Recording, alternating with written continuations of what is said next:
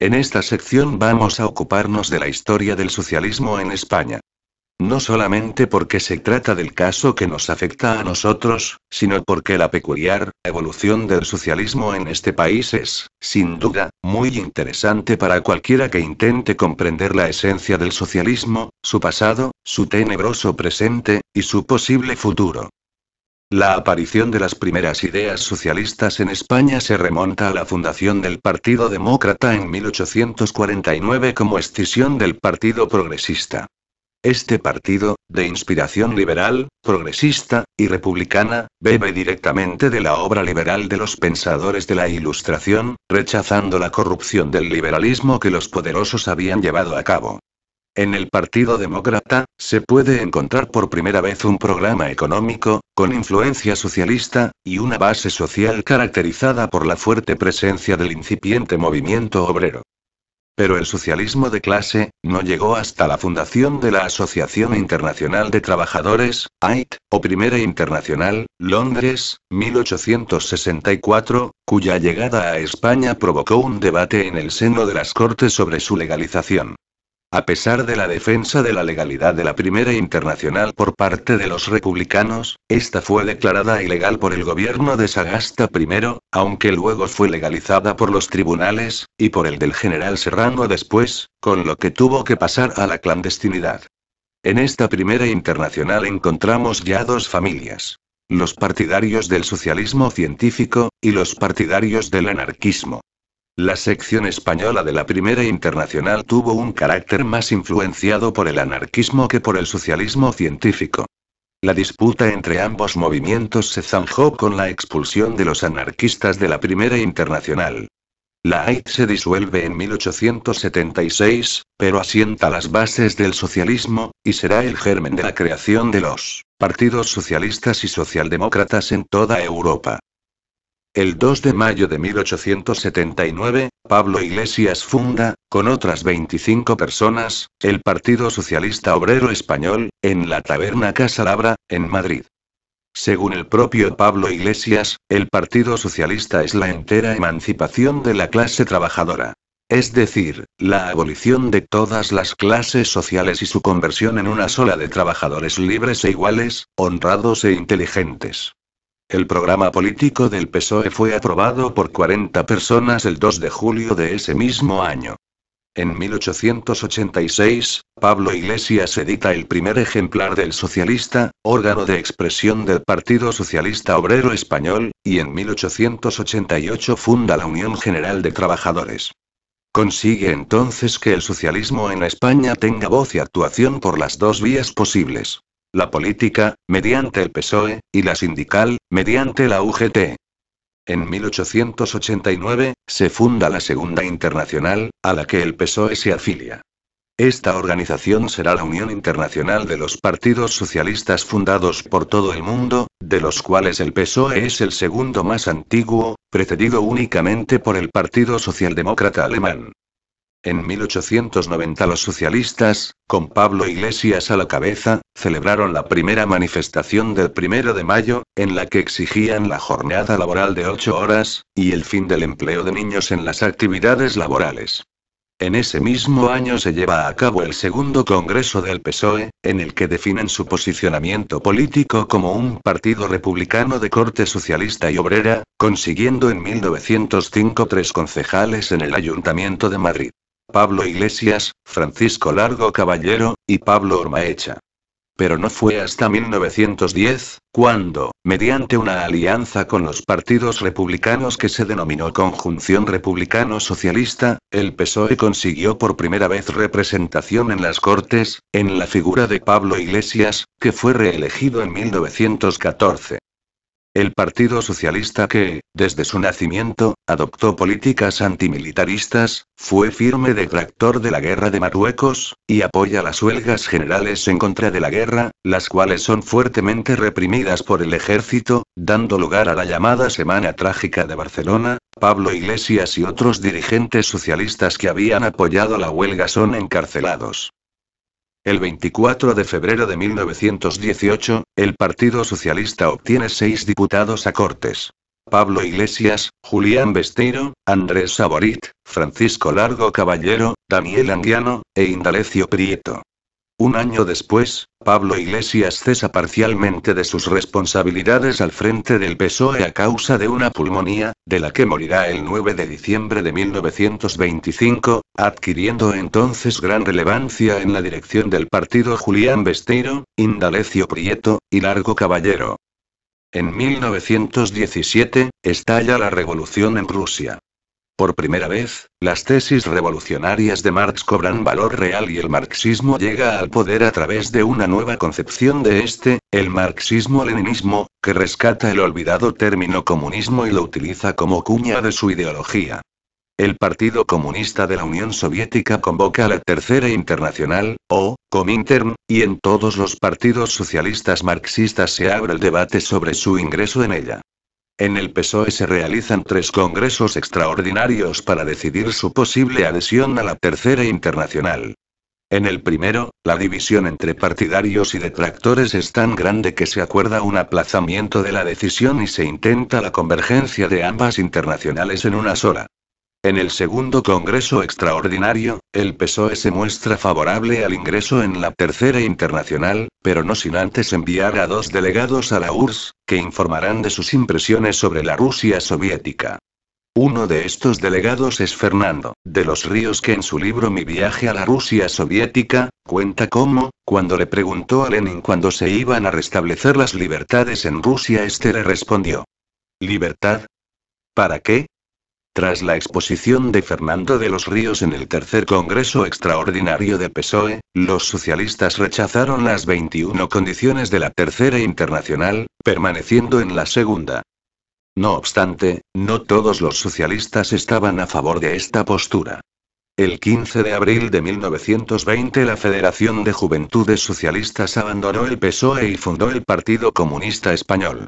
En 1921, una segunda escisión provocada por los últimos probolcheviques dio lugar a la fundación del Partido Comunista Obrero Español. En menos de un año, el Partido Comunista Obrero Español y el Partido Comunista Español se fusionaron en un único partido, el Partido Comunista de España, sección española de la Internacional Comunista.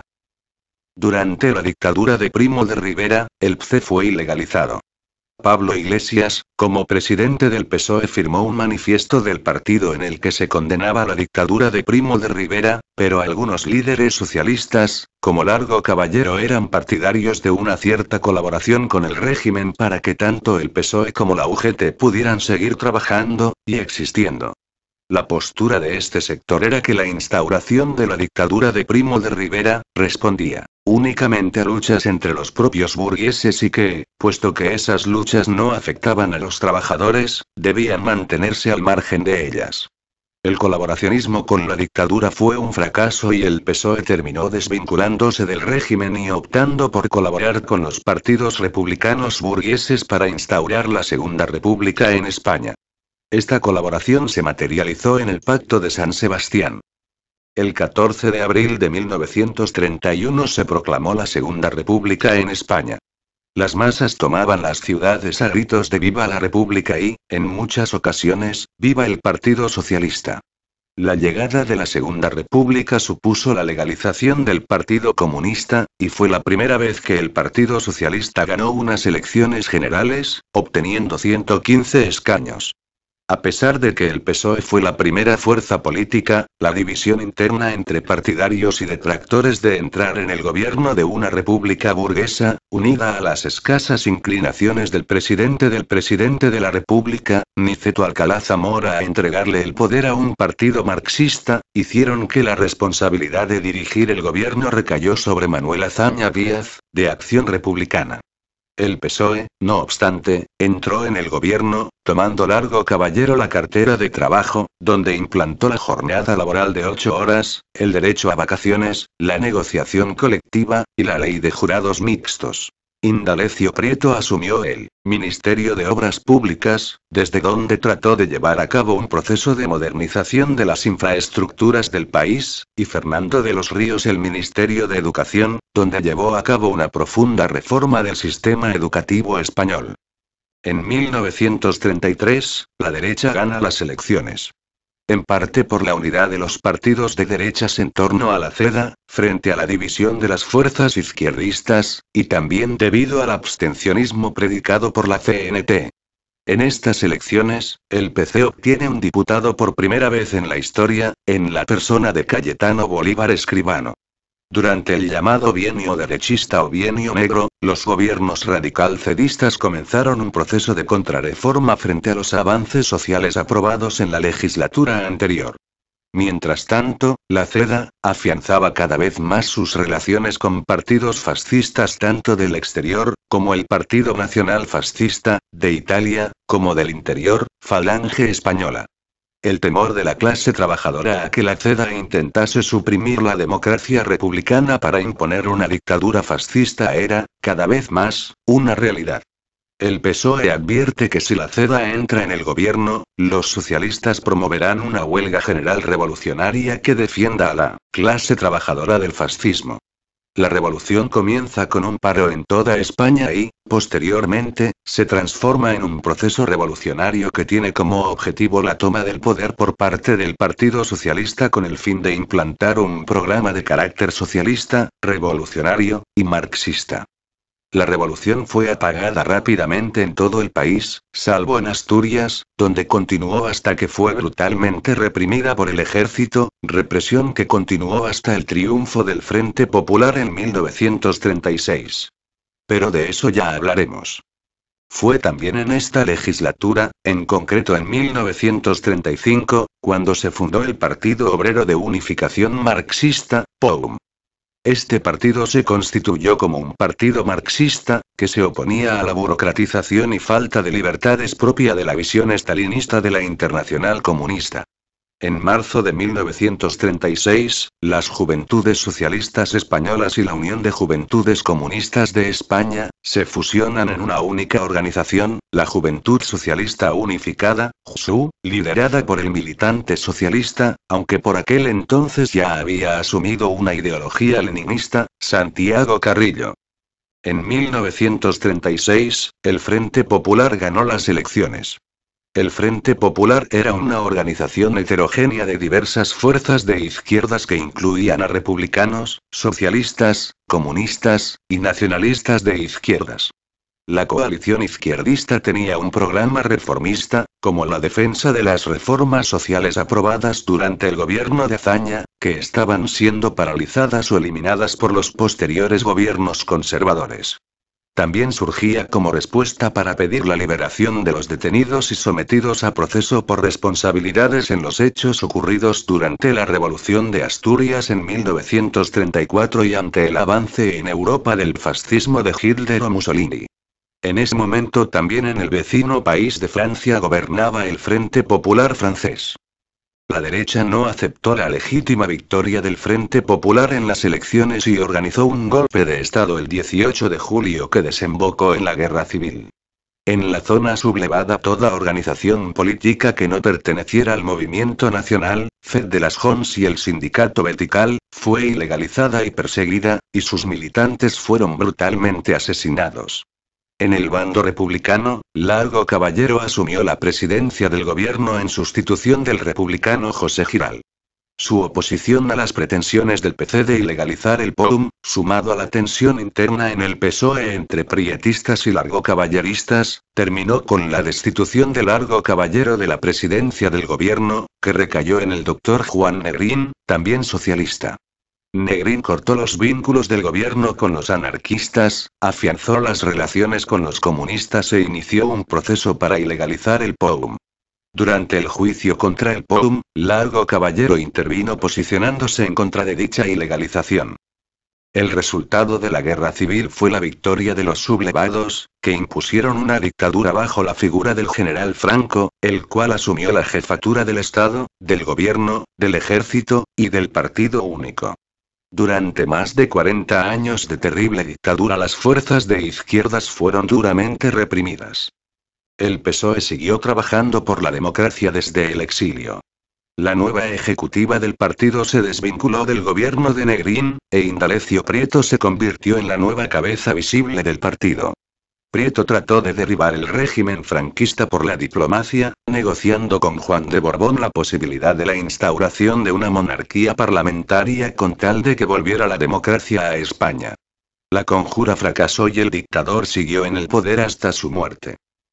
Mientras tanto, en el interior de España, el PCE era prácticamente la única fuerza de izquierdas que hacía oposición al franquismo. Una de las labores más importantes de los comunistas en esta época fue la creación del sindicato Comisiones Obreras, que se infiltró en el aparato de los sindicatos verticales falangistas. Esto provocó la ira de los franquistas, que comenzaron a perseguir febrilmente a los posibles miembros de Comisiones Obreras, encarcelando a muchos de ellos, entre otros, su líder y fundador, Marcelino Camacho. En 1974, en el Congreso de Suresnes, se produjo la división del partido en dos. Los renovados que eligieron como líder a Felipe González, antiguo miembro de las franquistas Juventudes de Acción Católica, y los históricos que rechazaron la validez de la elección y continuaron con Rodolfo Llopis como líder del partido.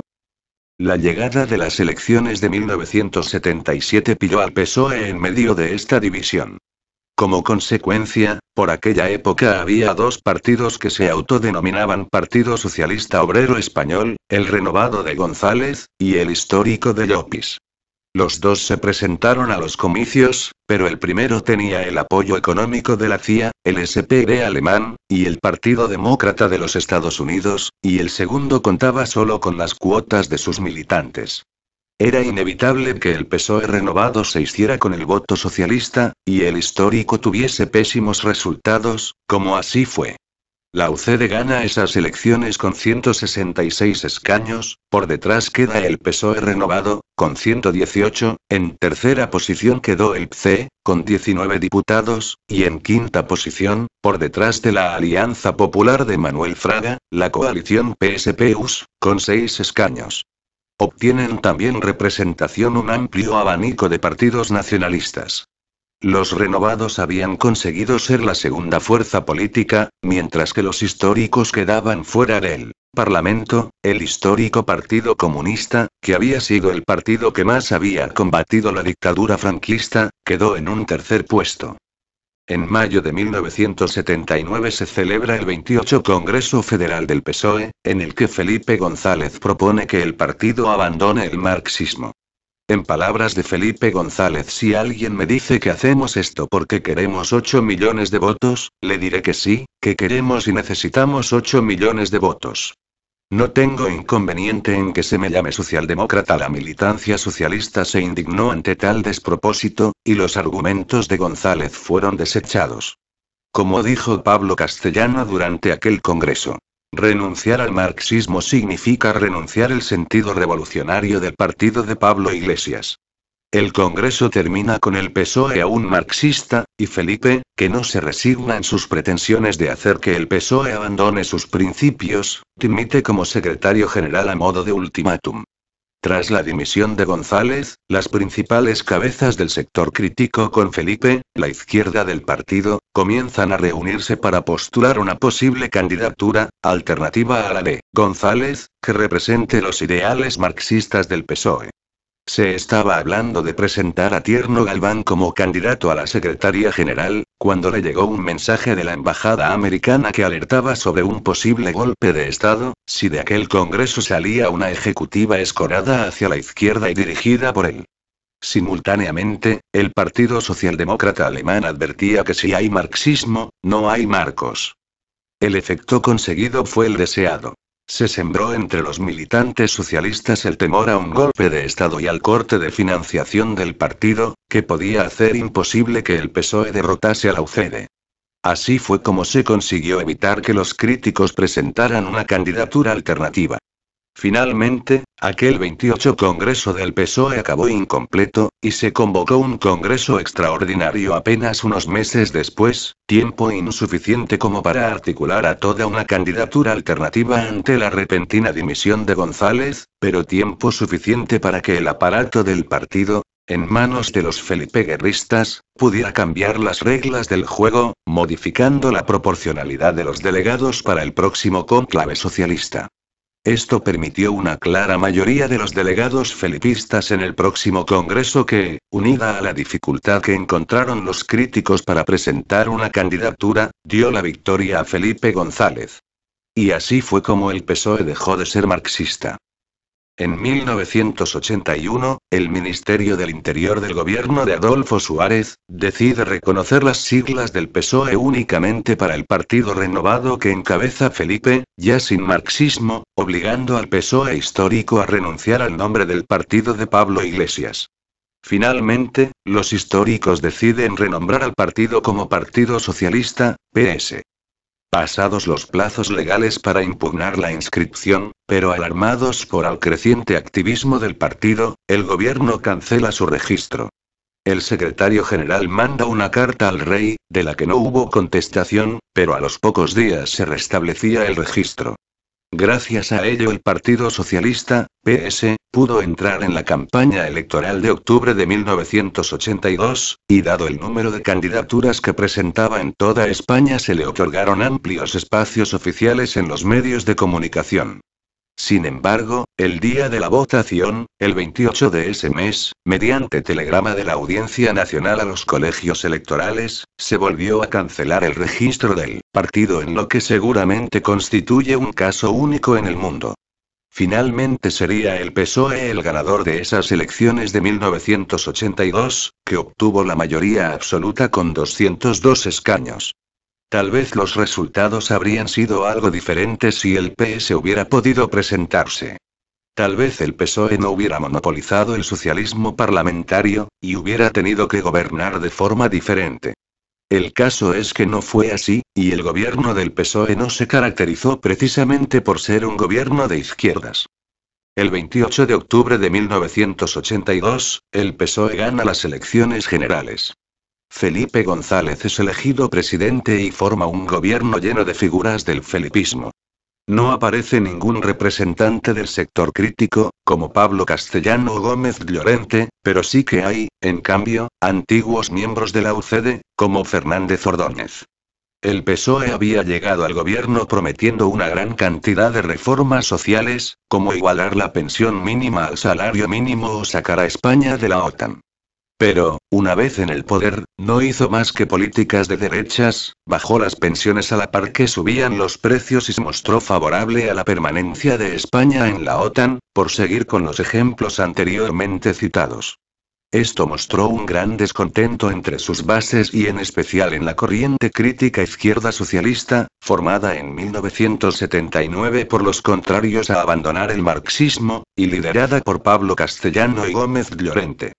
Como al PSOE le molestaba tener a un Pepito Grillo recordándoles el significado de sus siglas y las promesas electorales, Pablo Castellano fue expulsado, de forma antiestatutaria, por cierto, con lo que muchos militantes se dieron de baja del PSOE como protesta, ingresando junto con Castellano, en el Partido de Acción Socialista, PASOK, que era el nombre con el que los históricos habían logrado al fin inscribir su partido en el Ministerio del Interior.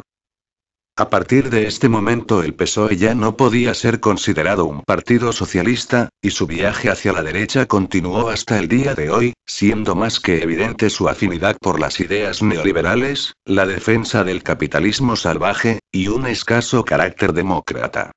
Puesto que a partir de este punto ya no se puede considerar al PSOE como socialista, no continuaré hablando de él en esta historia del socialismo español, salvo cuando tenga que hacerlo para narrar algún hecho relativo al verdadero socialismo.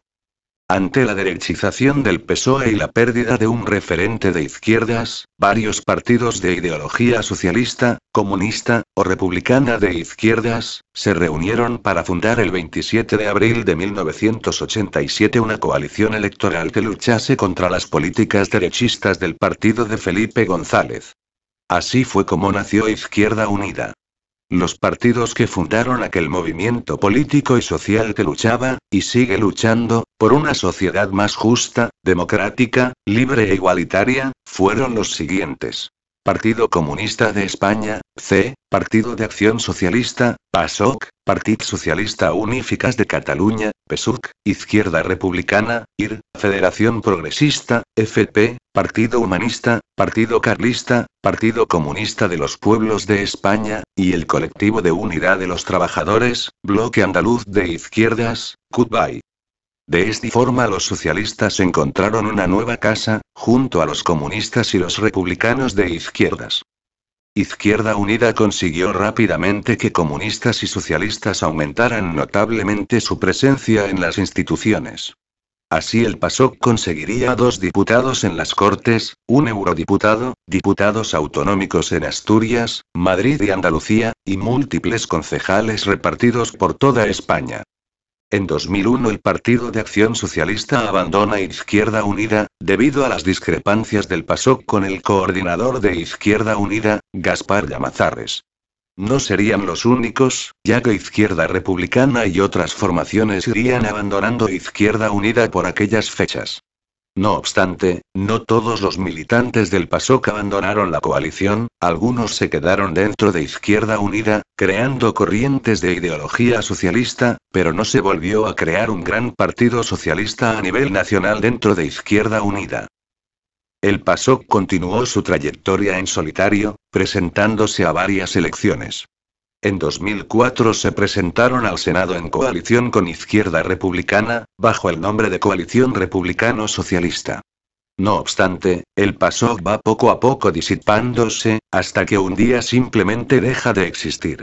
No hubo un adiós, no hubo un comunicado de disolución, simplemente no se volvió a saber más del PASOK como partido, pero pudimos ver a alguno de sus miembros, como Andrés Cuevas González, último presidente conocido del partido, presentarse en listas municipales de Izquierda Unida. Tras el éxito de Die Linke, la izquierda, partido alemán de ideología socialista, el socialismo democrático comenzó a extenderse como ideología base por todos los partidos de izquierdas de Europa. Así, Izquierda Unida defendía en sus estatutos el socialismo democrático, y en Francia nacía en 2008 el Parti de Gauche, partido de izquierda, también de ideología socialista que, junto a otros partidos de la izquierda francesa, como el histórico Partido Comunista Francés, formó el Front de Gauche, Frente de Izquierdas, siendo el presidente del Parti de Gauche, Jean-Luc Mélenchon, el candidato del Frente a la presidencia de la República. Esta es la historia del socialismo en España. Una historia con unos principios humildes, un pasado glorioso, un presente con bastantes dificultades, y un incipiente futuro que parece cada vez más prometedor. No obstante, sigue siendo necesario un partido que, en el seno de Izquierda Unida, rescate las ideas de Pablo Iglesias. Los socialistas de verdad, los de izquierdas, los de Marx, Engels, Pablo Iglesias, Salvador Allende y, por qué no decirlo, los que congeniamos con los nuevos socialistas europeos como Óscar Lafontaine y Jean-Luc Mélenchon, seguimos deseando que se geste un nuevo partido socialista, heredero del PSOE de Pablo Iglesias y del PASOK, que luche junto a las demás organizaciones que componen Izquierda Unida por derribar el capitalismo y por construir una democracia plena.